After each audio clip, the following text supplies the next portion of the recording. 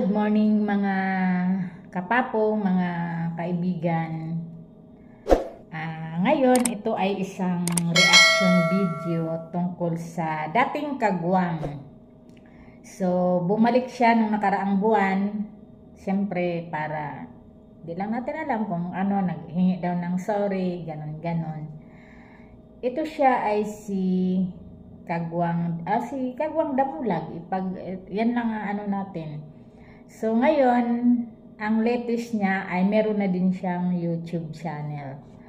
So itong YouTube channel niya ay Kagwang Damulag TV Vlog. Oh, 'di ba? Nag-YouTube channel na rin siya.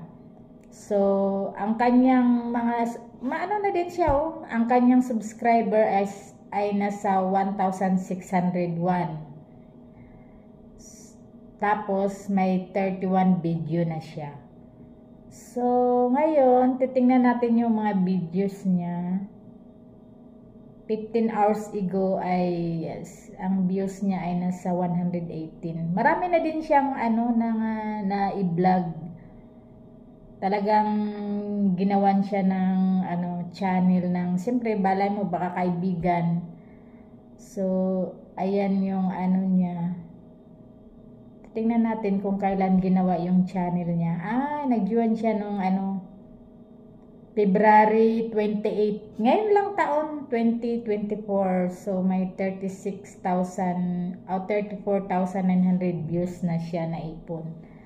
So okay na din sa bagong sa baguhan. Okay naman din yung mga views niya. Sa bagay, pa naman, hindi pa naman talaga sabihing kilala na siya, pero hindi pa talaga sabihing kagaya sa Kagwang na talagang humahataw sa subscriber at saka sa mga views.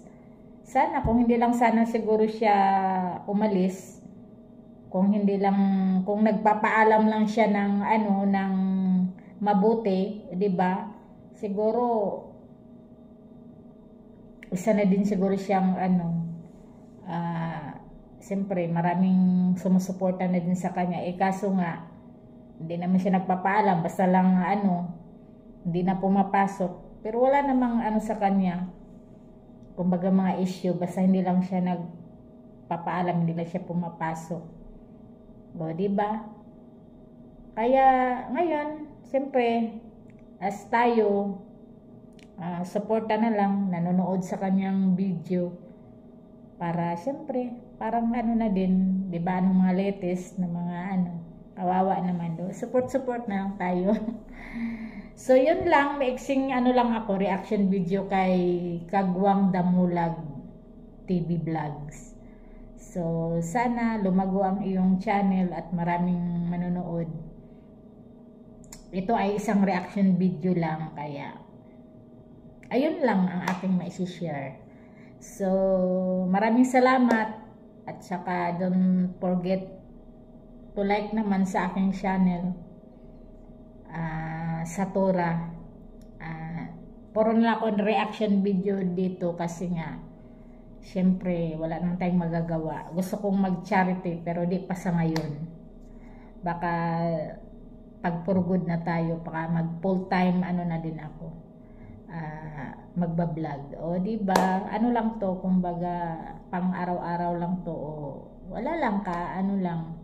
Kasi, maganda yung, sa ganitong paraan, siyempre kahit papaano may mga subscriber naman, makilala tayo. Di pagdating ng araw, kung gusto na nating mag for good at gumawa ng maganda-gandang content din, di ba? At least meron na tayong mga nagsubaybay. Charot. So, yan lang. Maraming salamat at saka God bless us all, mga kapapo.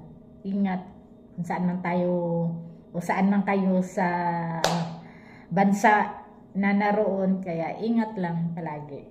So, dabush!